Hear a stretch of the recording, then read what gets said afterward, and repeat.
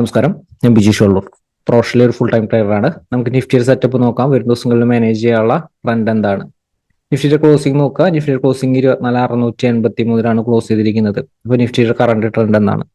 Current ട്രെൻഡിനെ കുറിച്ച് തന്നെ നമ്മൾ കഴിഞ്ഞ 1-2 ദിവസം മുൻപ് തന്നെ അലേർട്ട് നൽകിയിരുന്നു. നിഫ്റ്റിക്ക് 24,960 താഴെയുള്ള ഒരു ക്ലോസിംഗ്. ഇന്നലെ തന്നെ നിഫ്റ്റി 24,960 താഴെ ക്ലോസ് ചെയ്തിരുന്നു. താഴെയുള്ള ഒരു ക്ലോസിംഗ് നിഫ്റ്റിക്ക് പ്രോഫിറ്റ് ബുക്കിന് ഹയർ ലെവലിൽ നിന്നുള്ള ഒരു പ്രോഫിറ്റ് ബുക്കിനുള്ള ഒരു സാധ്യതയുണ്ട്. ടാർഗറ്റ് 24,700 അടുത്താണ് നമ്മൾ സൂചിപ്പിച്ചിരുന്നത്. അപ്പൊ നിഫ്റ്റി എക്സാക്ട് ആയിട്ട് ആ ഒരു പ്രോഫിറ്റ് ബുക്കിംഗ് കഴിഞ്ഞതിന് ശേഷം നമ്മൾ നൽകിയിരിക്കുന്ന ആ ഒരു ടാർഗറ്റ് ലെവൽ ടെസ്റ്റ് ചെയ്തിട്ടാണ് ഇപ്പോൾ നിഫ്റ്റി നിലനിൽക്കുന്നത്.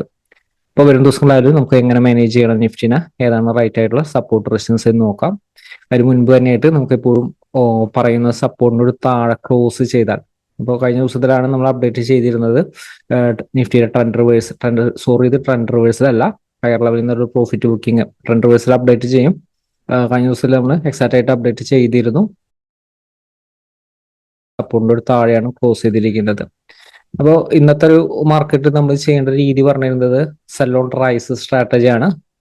എവരി റൈസിൽ ഷോർട്ട്സ് ആൻഡ് ഓപ്പർച്യൂണിറ്റി യൂട്ടിലൈസ് ചെയ്യാം.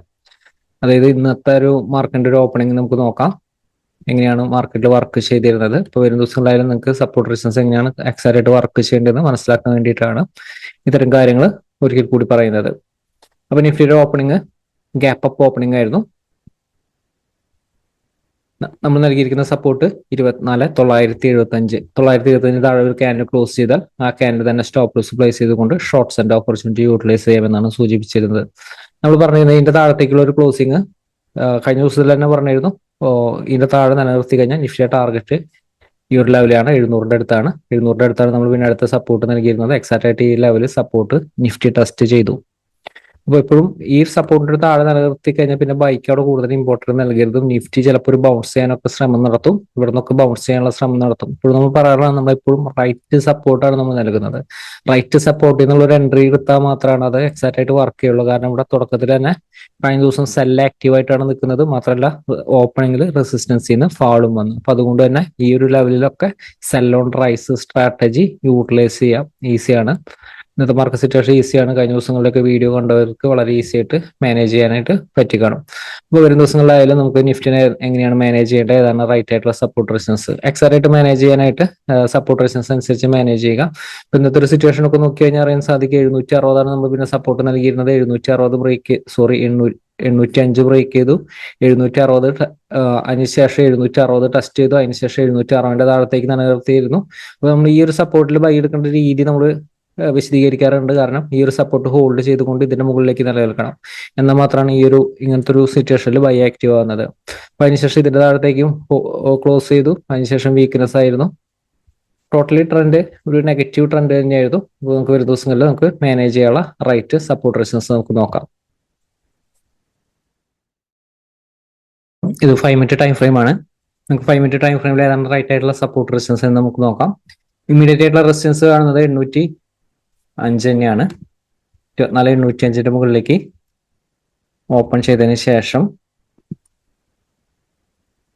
24,765 ഹോൾഡ് ചെയ്യുന്നുണ്ടെങ്കിൽ ബൈ ഓപ്പർച്യൂണിറ്റി യൂട്ടിലൈസ് ചെയ്യാവുന്നതാണ്. ഇവിടെ ഷോർട്ട്സ് ആൻഡ് ഓപ്പർച്യൂണിറ്റി 24,765 താഴത്തേക്ക് ഒരു ക്യാൻഡിൽ സസ്റ്റെയിൻ ചെയ്താൽ മാത്രമാണ് ഷോർട്ട്സ് ആൻഡ് ഓപ്പർച്യൂണിറ്റി യൂട്ടിലൈസ് ചെയ്യേണ്ടത്. നിഫ്റ്റി ഓപ്പൺ ചെയ്യുന്ന റെസിസ്റ്റൻസിന്റെ മുകളിലാണ് സപ്പോർട്ട് ഹോൾഡ് ചെയ്തുകൊണ്ട് ഈ ഒരു ലെവലിൽ ബൈ ഓപ്പർച്യൂണിറ്റി കിട്ടിക്കഴിഞ്ഞാൽ യൂട്ടിലൈസ് ചെയ്യാവുന്നതാണ്. അതുപോലെ തന്നെ നിഫ്റ്റി ഓപ്പൺ ചെയ്യുന്നത് ഗ്യാപ്പ് അപ്പ് ഓപ്പണിംഗ് ആണ്, ചെറിയൊരു ഗ്യാപ്പ് അപ്പ് ഓപ്പണിംഗ് ആണ്. 765 താഴെയാണെങ്കിൽ ഈ ഒരു ലെവലൊക്കെ ആണെങ്കിൽ 765 റെസിസ്റ്റൻസ് ആയിട്ട് വരുന്ന ഒരു സമയത്ത് ഷോർട്ട്സ് ആൻഡ് ഓപ്പർച്യൂണിറ്റി യൂട്ടിലൈസ് ചെയ്യാം. 805 മുകളിൽ സസ്റ്റെയിൻ ചെയ്താൽ മാത്രമാണ് ബൈ ഓപ്പർച്യൂണിറ്റി യൂട്ടിലൈസ് ചെയ്യേണ്ടത്. ഈ ലെവലിൽ ഷോർട്ട്സ് ആൻഡ് ഓപ്പർച്യൂണിറ്റിക്ക് കൂടുതൽ ഇമ്പോർട്ടൻസ് നൽകാവുന്നതാണ്. ഈ ഒരു ലെവല് നിഫ്റ്റിയുടെ സപ്പോർട്ട് വരുന്നത് 24,585 ആണ്.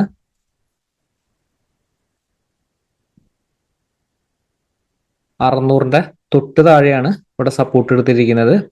അതിനുശേഷം ഈ ഒരു ലെവല് കുറച്ച് സ്ട്രോങ് ആയിട്ടുള്ള സപ്പോർട്ടുകളാണ്. ഈ സപ്പോർട്ട് മാനേജ് ചെയ്യേണ്ട രീതി ശ്രദ്ധിക്കുക. 24,540 മുകളിലേക്ക് ഇൻ കേസ് ഇതിന്റെ താഴത്തേക്ക് പോയാലും 540 മുകളിലേക്ക് സസ്റ്റെയിൻ ചെയ്താൽ മാത്രം ബൈ ഓപ്പർച്യൂണിറ്റി യൂട്ടിലൈസ് ചെയ്യുക. 540 മുകളിൽ ഒരു ക്യാൻഡിൽ ഹോൾഡ് ചെയ്താൽ ബൈ ഓപ്പർച്യൂണിറ്റി യൂട്ടിലൈസ് ചെയ്യാം. പക്ഷേ ഈ ലെവലിൽ ഷോർട്ട്സ് ആൻഡ് ഓപ്പർച്യൂണിറ്റി യൂട്ടിലൈസ് ചെയ്യുമ്പോൾ പ്രത്യേകം ശ്രദ്ധിക്കണം. ചെറിയ ചെറിയ സപ്പോർട്ടുകൾ ഉണ്ട്. അപ്പൊ അതുകൊണ്ട് തന്നെ ഈ ഒരു ലെവലിൽ കുറച്ച് റിസ്ക് ഏരിയ ആണ്. ക്വിക്കായിട്ടുള്ള ഒരു പ്രോഫിറ്റ് ബുക്കിംഗ് ചെയ്യുമെങ്കിൽ മാത്രമാണ് ഈ ഒരു ലെവലിൽ നല്ലൊരു ഷോർട്ട്സ് ആൻഡ് ഓപ്പർച്യൂണിറ്റി യൂട്ടിലൈസ് ചെയ്യാനായിട്ട് സാധിക്കുന്നത്. അല്ലെങ്കിൽ ഈ ഒരു റേഞ്ച് ബ്രേക്ക് ചെയ്യണം.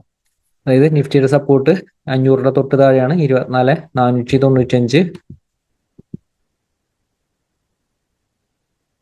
അതുപോലെ തന്നെ 24,540. ഈ രണ്ട് സപ്പോർട്ട് റെസിസ്റ്റൻസ് റേഞ്ചിൽ നിന്ന് ബ്രേക്ക് ചെയ്താലാണ് ബൈർ ഓപ്പർച്യൂണിറ്റിക്ക് കൂടുതൽ ഇമ്പോർട്ടൻറ്റ് കൊടുക്കാവുന്നതാണ്. അതുപോലെ ഓപ്പൺ ചെയ്യുന്നത് 24,495 താഴെയാണെങ്കിൽ ഷോർട്ട്സ് ആൻഡ് ഓപ്പർച്യൂണിറ്റി ചെറിയ ടൈമിൽ കിട്ടി യൂട്ടിലൈസ് ചെയ്യാം. പക്ഷെ തൊട്ടടുത്ത സപ്പോർട്ട് ഉണ്ട് 24,445. ഈ ഒരു ലെവലിൽ സപ്പോർട്ടാണ്. അപ്പോൾ നിഫ്റ്റിക്കായാലും സപ്പോർട്ടിൽ നിന്നുള്ള ഒരു ബൗൺസ് സാധ്യമാണ്. ഇനീഷ്യൽ ട്രെൻഡ് റിവേഴ്സൽ ആയിട്ടില്ല. ഹയർ ലെവലിൽ നിന്നുള്ള പ്രോഫിറ്റ് ബുക്കിംഗ് മാത്രമാണ് കഴിഞ്ഞ ദിവസത്തെ അപ്ഡേറ്റ് നൽകിയിരുന്നതാണ്. അതുപോലെ തന്നെ ഓപ്പൺ ചെയ്യുന്ന ഗ്യാപ് ഡൗൺ ഓപ്പണിംഗ് ആയിരുന്നാലും ഈ ഒരു ലെവലൊക്കെ ഓപ്പൺ ചെയ്താലും ക്വിക്ക് ആയിട്ടുള്ള ഒരു ഫാളിന് സാധ്യതയുണ്ട്. എന്നിരുന്നാലും സപ്പോർട്ടിൽ നിന്നുള്ള ഒരു ബൈക്ക് ആയിരിക്കണം മൊമെന്റം മാർക്കറ്റിൽ കിട്ടുന്നത്. ക്വിക്ക് ആയിട്ടുള്ള പ്രോഫിറ്റ് ബുക്കിംഗ് വരുന്ന ഒരു സമയത്ത് ബൈർ ഓപ്പർച്യൂണിറ്റി യൂട്ടിലൈസ് ചെയ്യാവുന്നതാണ്. അതുപോലെ തന്നെ ഹയർ ലെവലിലേക്ക് ആയാലും 805 മുകളിലായാലും 805 മുകളിലാണെങ്കിൽ നിഫ്റ്റിക്ക് റെസിസ്റ്റൻസ് വരുന്നത് സ്ട്രോങ് റെസിസ്റ്റൻസ് 960 മുകളിലാണ്. 24,960 ആണ്. 960, അതേപോലെ തന്നെ 25,010.